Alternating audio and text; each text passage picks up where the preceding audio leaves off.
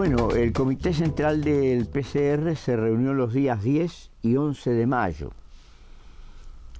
para hacer un análisis de la situación política tanto internacional como nacional. Posteriormente a la reunión del Comité Central se produjeron una serie de acontecimientos internacionales muy importantes a los que yo quería hacer referencia. Estamos viviendo una situación internacional muy compleja. Hace 7 años dijimos que el eje del mundo se había corrido del Atlántico al Pacífico. Desde ya que era un proceso de tránsito, pero también lo dijimos que era un proceso de tránsito irreversible. Ahora, es decir, en los primeros días de mayo, el Banco Mundial acaba de comunicar que China destronará a Estados Unidos como primera potencia económica este mismo año. El Producto Bruto Interno del gigante asiático, ajustado por el poder adquisitivo, sería mucho mayor de lo previsto y el sorpaso, como tituló el diario El País, se produciría 5 años antes de lo calculado por todos los países, por todo el mundo. Hay que tener en cuenta que Estados Unidos lidera la economía mundial desde 1872. Esto explica por qué Estados Unidos, como quedó demostrado en el actual conflicto entre Rusia y Ucrania, corrió sus preocupaciones principales de Europa a Asia y dejó en manos de la Unión Europea la ayuda a Ucrania. Y también explica que el tema del dominio anglo-yanqui sobre las Islas Malvinas, Georgias y Sandwich del Sur tiene una importancia mundial, porque el dominio de estas islas pasa a ser fundamental en el control del paso del Atlántico al Pacífico y viceversa, y a su vez influye sobre el dominio del Océano Índico. Simultáneamente se han agudizado las contradicciones entre China y Vietnam, también con Japón, con Filipinas, con Malasia y otros países asiáticos. En Vietnam se acaba de producir, a mitad de mayo, el 15 de mayo aproximadamente, un brote de actividades antichinas donde se incendiaron una gran cantidad de fábricas chinas, fueron saqueadas, se asesinaron. Hay distintas cifras sobre la cantidad de ciudadanos chinos que fueron asesinados. Unos dicen 20 y pico y otros llegan la cifra mucho más allá. Y al mismo tiempo hay centenares de heridos y hay centenares de ciudadanos chinos que debieron huir de Vietnam hacia Camboya. Ha sido la peor oleada de protestas antichinas en décadas. Afectó a 1/3 de las provincias de Vietnam. La causa fue un incidente naval ocurrido en la zona de las Islas Paracelsos, que es una zona de islas en el mar de China, en lo que se llama el mar de China, que está en disputa entre China y Vietnam, por la instalación de una plataforma petrolera que hizo China y que produjo una gran reacción del pueblo vietnamita. Conviene recordar que China y Vietnam estuvieron en guerra por un periodo breve en el año 1979 y recién se resolvió el conflicto en el año 1981. Esto se suma a las fricciones entre China y Japón por el control del archipiélago Senkaku Diaoyu, donde también los chinos están haciendo exploraciones petroleras. En tanto, Filipinas ha resuelto ofrecer a las fuerzas estadounidenses el uso de una base naval cercana a una zona cuyo control también reclama Pekín. Y Filipinas y Estados Unidos acaban de sellar un pacto para desarrollar su cooperación militar. Japón también está muy preocupada por las pretensiones expansivas de China.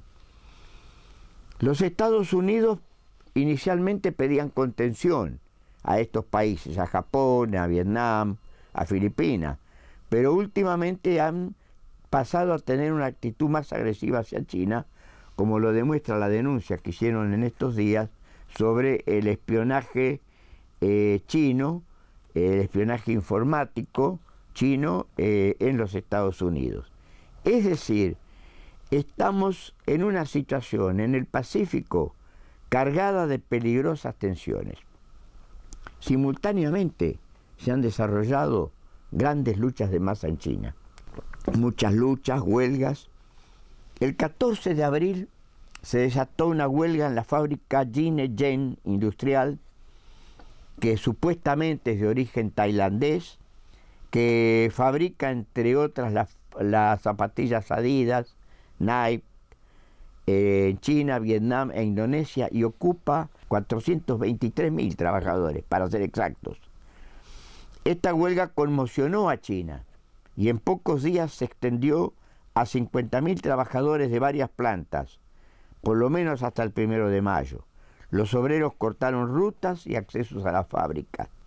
Muchos la consideran la huelga más grande en la historia de China. Es decir, que por un lado tenemos esa actitud de los países imperialistas y por el otro lado tenemos grandes luchas de masas que están conmoviendo Asia. Hay que señalar también que India se ha transformado en un país con un desarrollo industrial relativamente avanzado, con presencia en muchos países del mundo, y que los yanquis, mientras tanto, están empantanados en la guerra en Irak y en Afganistán. Junto con esto se ha producido otro fenómeno que ha cambiado la política internacional, que es el despertar del imperio ruso. Rusia, que en los últimos tiempos parecía relegada a un segundo plano, aprovechó la situación generada por los golpes y contragolpes de Estado en Ucrania, empujó movilizaciones de las poblaciones rusas numerosas en ese país y se apoderó de Crimea. Península fundamental no solo para permitir el dominio indiscutido de Rusia en el Mar Negro, sino también para facilitar su penetración en el Mediterráneo, donde solo tiene la base de Tartus en Siria. Es decir, que estamos ante una situación grave, porque Rusia se apoderó de Crimea, con las bases de Sebastopol y las otras bases de la península. Por el otro lado, ha estimulado el conflicto en el este de Ucrania, que es una de las principales regiones industriales de ese país, con la sublevación de las poblaciones de origen ruso, y ha abierto un grave conflicto en Europa. Tanto Alemania como otras naciones de la Unión Europea necesitan imperiosamente el gas y el petróleo ruso.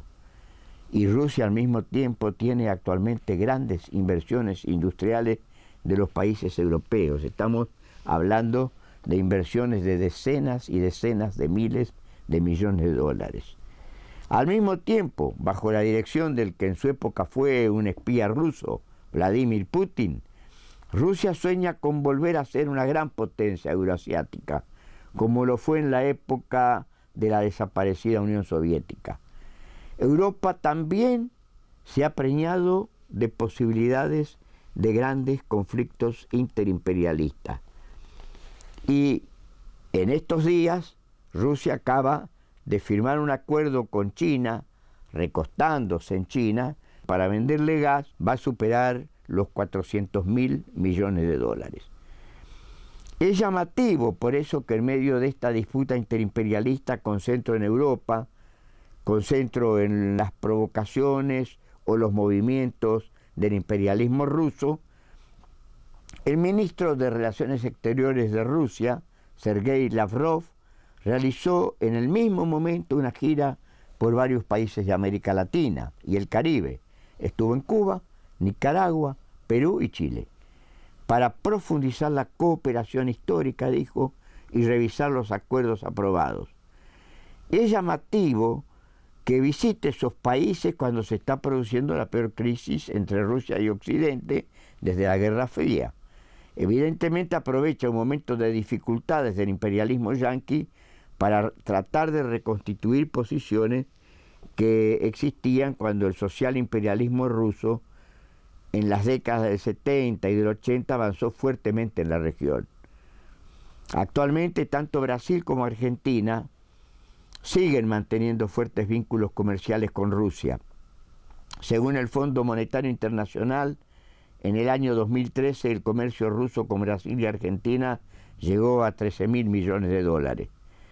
El objetivo de Lavrov a los países que mencioné anteriormente fue principalmente reforzar sus lazos militares con Cuba, con Nicaragua, con Venezuela y con Perú, ofreciéndole las ventas, por ejemplo, a Perú, de helicópteros y vehículos blindados. Ya ha vendido a Brasil helicópteros por 150 millones de dólares y le ha vendido Rusia también a Brasil misiles por 1.500 millones de dólares. Con nuestro país, como anunciaron en su momento las cancillerías rusa y argentina, pretende realizar actividades conjuntas en la Antártida. Si no olvidamos, mientras tanto, menos en estos días que hemos visto al Papa abrazándose con líderes israelíes y palestinos, si no olvidamos que no está resuelta la crisis de Palestina, mucho menos, no olvidamos la guerra en Siria, donde ya hay más de 130.000 muertos y centenares de miles de exiliados, si no olvidamos de que sigue planteada la disputa con Irán por el problema del posible dominio por Irán de armas atómicas, comprenderemos que la lucha interimperialista por el dominio del mundo sigue vigente y que la unidad de los pueblos y las naciones oprimidas por el imperialismo sigue siendo una necesidad actual. Bueno, en lo que respecta a América Latina, se ha creado una situación muy compleja y peligrosa en Venezuela. Aprovechando las dificultades económicas y la debilidad del gobierno de Maduro, el imperialismo yanqui trabaja para dar un golpe de Estado en ese país. Si esto sucediese, los yanquis podrían avanzar en toda América Latina por la importancia fundamental que el apoyo y la ayuda del gobierno venezolano presta a Cuba, Nicaragua, Bolivia y otros países de la región. Incluso la ayuda venezolana fue muy importante para permitir a nuestro país superar las consecuencias de la crisis posterior al 2001. Como es sabido, con el gobierno de Chávez en Venezuela se lograron importantes conquistas populares en materia de salarios, jubilaciones, estabilidad laboral, salud y educación. Mediante lo que ellos llaman misiones, se realizaron programas de alfabetización para completar la educación hasta sexto grado de la escuela primaria, para dar atención sanitaria, para garantizar alimentos a precios bajos a las poblaciones más pobres. Se garantizó el control por el Estado venezolano de la riqueza petrolera. Se nacionalizaron algunas empresas extranjeras como Sidor, del grupo Techín. Se entregaron tierras fiscales a campesinos, aunque no se garantizaron las condiciones para ponerlas en explotación. Pero para mencionar algunas de las medidas a favor de las clases populares. La mayoría de los países de América del Sur se opone a un posible golpe en Venezuela.